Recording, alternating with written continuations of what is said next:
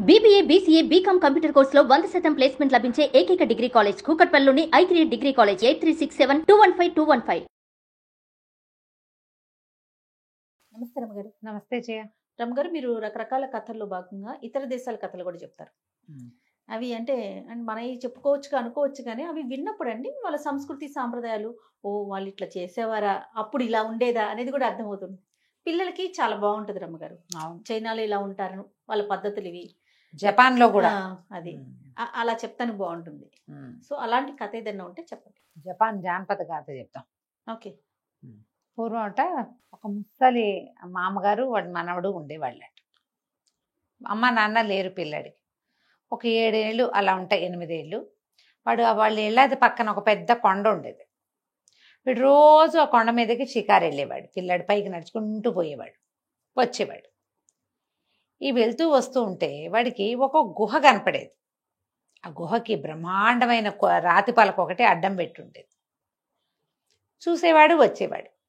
వీడికి ఏమనిపించేది, ఈ గుహ ఎట్టా వస్తుంది, ఈ తలుపు చూడాలని ఉండేది. అది ఎట్టా వస్తుందో వాళ్ళు ఆగి చూశాడు, ఏం లేదు. ఒకనాడు ఏమైంది, ఈవిడ కొండ మీదకి వెళ్ళినప్పుడు కొద్దిగా జల్లు పడతాం, దిగితే తడిసిపోతామని ఓ చెట్టు కింద ఓ చెట్టు ఎక్కి మొదటి పంగాల్లో కూర్చుంటే తను కనపడింది ఆ గుహ. తను రోజు ఏ గుహను చూస్తున్నాడో ఆ గుహ దగ్గర ఒక ముసలాయన నుంచున్నట్టు కనపడింది వీడికి. తాత ఏం చేస్తున్నాడు అని గబగబా దగ్గరికి వెళ్ళాడు. వెళ్తే చూస్తూనే ఉన్నాడు. కైకూని వచ్చాను, తలుపు తీయి అన్నాడు. 3 సార్లు అన్నాడు. అంత పెద్ద రాతి పలక వీడు లాగి పీకి దుంప తెచ్చుకున్నారా అంది. సింపుల్గా ఇట్లా మామూలు తలుపు తెరుచుకున్నట్టుగా తెరుచుకుంది. ముసలాయన లోపలికి వెళ్ళిపోయాడు. లోపలికి వెళ్ళడానికి భయం వేసింది వీడికి. యువతల నుంచున్నాడు కదా, చూస్తూ ఉన్నాడు. చాలాసేపటికి వానజల్లు తగ్గే సమయానికి ముసలాయన బయటకు వచ్చాడు. కైకూని వెళ్తున్నాను, తలుపేసుకో అని చెప్పాడు 3 సార్లు. అతను యువతలకు వచ్చేసాడు. తలుపు యథాపదంగా ఆ రాయి మూసేసింది. ఉత్సాహం వచ్చేసింది వాడికి. ఆ ముసలాయన నడిచి అవతల వెళ్ళంగానే ఈ చాంగు పరిగెత్తుకుంటూ వెళ్ళి దాని దగ్గర నుంచున్నాడు. ఆయన ఏమన్నాడు, కైకూని వచ్చాను తీయి అన్నాడు కదా, చాంగుని వచ్చాను తీయి తలుపు అన్నాడు. ఏం లేదు. వీడు ఏంటి, ఆయన ఎత్తాకే కదా, తన పేరేగా చెప్పాడు, నేను కైకూని అన్నట్టుగానే చెప్పాడు, నేను కూడా అదే చెప్తాను కదా. అప్పుడు తట్టితే ఆయన 3 సార్లు చెప్పాడు. అని చాంగుని వచ్చాను తలుపు తీయి, చాంగుని వచ్చాను తలుపు తీయి, చాంగుని వచ్చాను తలుపు తీయి అన్నాడు. అనంగానే చటుకుని జరిగింది రాయి. ఆశ్చర్యపోయాడు. భలే ఉంది మంత్రం. సరే దిగేసాడు లోపలికి. అంత చీకటిగా ఉంది. లోపలికి వెళ్ళగా మెట్లు గిట్లు దాటుకుని వెళ్తే ఒక పెద్ద బ్రహ్మాండమైన రాతి పలక లాంటిది ఉంది. అంతా చూసి ఆ పలక మీద ఎక్కబోయాడు. అది గట్టల్లేము. దబిక్కిని జారిపడ్డాడు వెనక్కి. పాలరాయి కదా, నున్నగా ఉంది. కానీ వీడి కాలు తగిలేసరికి అది గిర్రని తిరిగేస్తుంది ఆ రాయి. చూస్తూ ఉండగానే ఆ రాయి మొత్తం కిందకి వెళ్ళిపోయి పాతాళంలాగా లోపలికి వెళ్ళిపోయింది. మెట్లు ఉన్నాయి. దిగాడు. అక్కడ తలుపు ఉంది. వీడికి మంత్రం వచ్చుగా, కైకూని వచ్చాను తలుపుది అంటాం, చాంగుని వచ్చాను తలుపుది అని 3 సార్లు అన్నాడు. ఆ తలుపు కూడా తెరుచుకుంది. లోపల ఎన్ని భవనాలు, ఎన్ని తోటలో, ఎన్ని రకాల పళ్ళు కాయలు, ఏమిటేమిటో పక్షులు. ఎక్కడి నుంచో కాంతి కిరణం ఇట్లా కిందకి పడినప్పుడల్లా ఒక కొత్త రంగు వస్తూ ఇంద్రధనస్సులాగా ఎంతో బాగుంది. వాడు అదంతా కలయి తిరిగాడు, మొత్తం చూశాడు. చూసి ఎవ్వరు లేరు లోపల.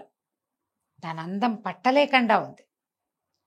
సరే మెల్లిగా ఒక్కో తలుపు వేసుకుంటూ పైకి వచ్చేసాడు. వచ్చేసి పైకొచ్చి ఆ తలుపుగా అప్పటికి బాగా చీకటి పడిపోయింది. ఆ తలుపును కూడా క్లోజ్ చేసేసాడు.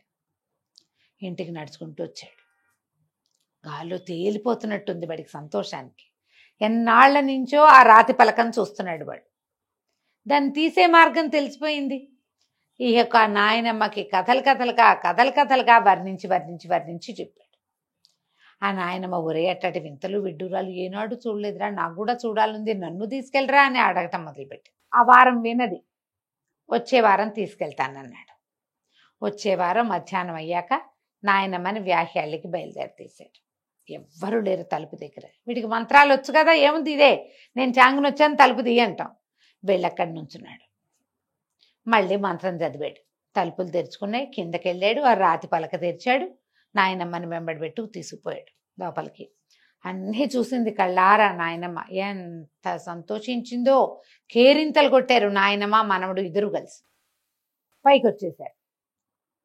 వచ్చేసి చివరి డోరు వేసేసరికి నాయనమ్మ లేదు. ఏది నాయనమ్మ మాయమైపోయింది. ఓహో గోర పెట్టేశాడు. మళ్ళీ లోపలికి వచ్చాడు. అంతా వెతికాడు, ఎక్కడా కనపడలేదు. వాడు 3 ద్వారాలు దిగాలి. ఒక ద్వారం దిగి వచ్చాక రాతి పలక మీదకి కాలంటిస్తే తీర్చుకుంటుంది, దిగుతుంది. కింద మళ్ళీ ఇంకో తలుపు ఉంది, అందులోంచి వెళ్తే ఇంకో తలుపు వచ్చింది. మొత్తం తలుపులు మళ్ళీ ఓపెన్ చేశాడు. మళ్ళీ చూశాడు, ఎక్కడా నాయనమ్మ జాడ కూడా లేదు. లబలబలాడుతూ పైకి వచ్చాడు, ఏడుస్తూ. పైకి వచ్చేసరికల్లా ఆ పైకి వచ్చేసాక కైకు తాత మొట్టమొదటి కైకుని వచ్చానని అన్నాడుగా, ఆ ముసలాయన కనపడ్డాడు. వీడు ఏడుస్తూ నుంచున్నాడు. తాత మా నాయనమ్మ ఏది కనపడలేదు అన్నాడు. అనేసరికి ఆయన అన్నాడు, వెదవా, ఎవరికి చూపించకూడదు, నువ్వు చూసావు, మళ్ళీ ముసలిదాన్ని తెచ్చి చూపించావు, పో నువ్వు. వీటన్నిటికీ ఎవరు రాకుండా నువ్వు ఇలా నీలాగే దొంగతనంగా ఎవడో ఒకడు వస్తాడని ముసలిదాన్ని కాపలా పెట్టాను, నువ్వు వెళ్ళిపో అన్నాడు. అనగానే వీడు వలవలా ఏడ్చాడు పిల్లాడు. నేను ఒక్కడినే ఎలా ఉండను, మా నాయనమ్మ లేకుండా ఉండలేను, నాకు అమ్మా నాన్న లేరు, మా నాయనమ్మ కూడా నన్ను లేకుండా నన్ను చూడకుండా ఉండలేదు. 1 గంట ఆలస్యం అయితే గోలు పెట్టి ఏడ్చి కేకలు పెట్టి వాకిలి ఇల్లు ఏకం చేస్తుంది, మా నాయనమ్మని వదిలే తాత తాత మళ్ళీ రాము అని బతిమలాడాడు. ఆయన కరిగిపోయాడు. కరిగిపోయి పిచ్చి వెదవా, నువ్వు బాగానే ఉంటావు, మీ నాయనమ్మ బాగానే ఉంటుంది, నువ్వు పట్టపురాజుకు అల్లుడు అవుతావని చెప్పాను, మీ నాయనమ్మ సంతోషంగా ఉంది, నీ బెంగేం లేదు, ఇక్కడ కాపలా ఉంటుంది, ఉండని, నువ్వు వెళ్ళు, నువ్వు ఎప్పుడు కావాలంటే అప్పుడు రావచ్చు, వారానికి 1 రోజు వచ్చి మీ నాయనమ్మతో గడుపు, నువ్వు ఇంటికి వెళ్ళిపో, ఇంటి పక్క వాళ్ళు నిన్ను చూసుకుంటారు, నీకు పట్టపురాజు కూతురు నీ పెళ్ళాం అవుతుంది, వెళ్ళిపోమన్నాడు. ఈ 7-8 ఏళ్ల పిల్లాడు ఇంకా నాయనమ్మని వదిలేసి ఇంటికి వెళ్ళిపోయాడు. ఆ పక్క ఇంట్లో వాళ్ళు చక్కగా చూసుకున్నారు వీడిని.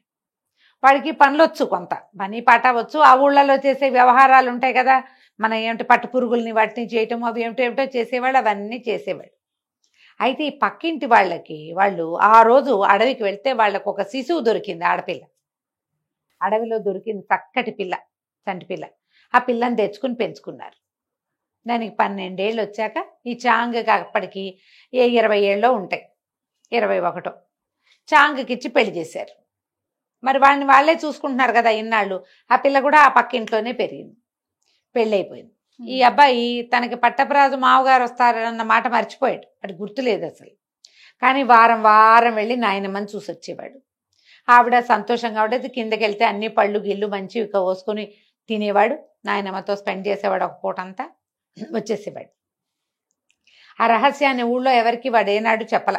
అలా చెప్పకుండా ఉండేదాన్ని ఆ కైకు ముసలాయన ఏదో చేసాడు వాడి మీద, రహస్యం బయట పడలేదు. వెళ్తూ వస్తూ ఉండేవాడు. అయితే ఏమైంది, చాంగుకు పెళ్ళైపోయింది, పిల్లవాడు కులాసాగా ఉన్నారు. 1 ఏడాది గడిచింది. గడిచాక ఏమైంది, ఒకనాడు ఓ భార్య భర్త ఎవరో ఒక 3 మనుషులు వచ్చారు వాకిట్లోకి. మంచినీళ్ళు ఇవ్వమని అడిగారు.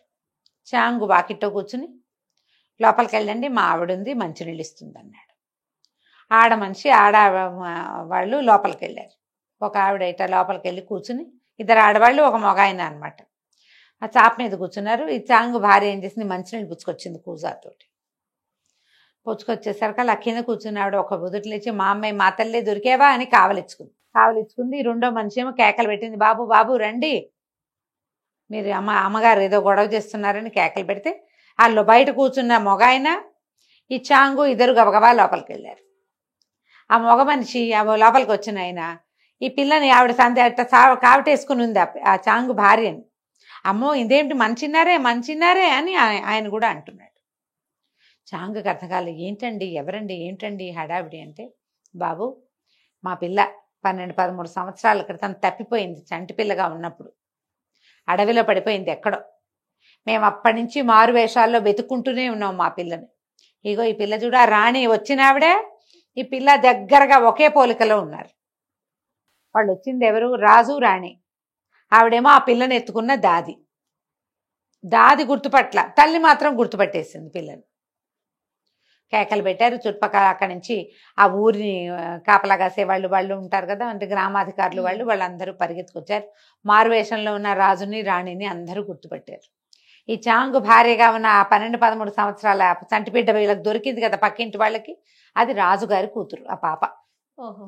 వీళ్ళ పక్కింటికి దొరికింది. వాళ్ళేమో ఆ పిల్లని పెంచి పక్కనే ఉన్న చాంగుకి ఇచ్చి పెళ్లి చేసి, వాళ్ళకేం తెలుసు, పెళ్లి చేసుకునేసరికి చివరికి ఇదైంది. ఆ రోజు శనివారం అయ్యేసరికి చాంగ్ అన్నాడు, మా నాయనమ్మ వేరే Wait చోట చేస్తుంది. ఉంటుంది, ఆ. నా కోసం చూస్తూ ఉంటుంది, ఈ అమ్మాయిని వారం వారం తీసుకెళ్తాను, మీరు కూడా రండని రాజు రాణి అందరినీ వెంబడి పెట్టుకుని ఆ రహస్య ప్రదేశానికి తీసుకుపోయాడు. అదొక లోకం. మ్మ్. ఆ తలుపులు తీసాడు, తీసి వీళ్ళందరిని లోపల తీసుకెళ్ళాడు. వాళ్ళు ఆనందించారు, నాయనమ్మ ఆనందించింది. పట్టపు రాజుకి అల్లుడవుతాడని చెప్పాడు కదా, అదే ఆ మాట జరిగింది. నిజమైంది. సరే రాయి చాంగు తాలూకు పక్కింటి వాళ్ళను కూడా రాజు రాణి తమ పిల్లని పెంచినందుకు వెంబడి పెట్టుకు తీసుకుపోయారు. ఆ దేశానికి రాజుగారికి అల్లుడైపోయాడు చాంగు. రాజు అయ్యాక కూడా అతను ప్రతి వారము వాళ్ళ నాయనమ్మని చూడ్డానికి వస్తూనే ఉన్నాడు. నాయనమ్మకి చావు లేదు. ఓహో. చాంగుకి మనవలు పుట్టాక కూడా నాయనమ్మ నాయనమ్మ అక్కడే అలాగే ఉండేది. బాగుంది. వెళ్ళి చూసొస్తూ ఉండేవాళ్ళు. కథ కంచికి మనం ఇంటికి. భలే ఉంది రమ్మగారు. నమస్తే. నమస్తే.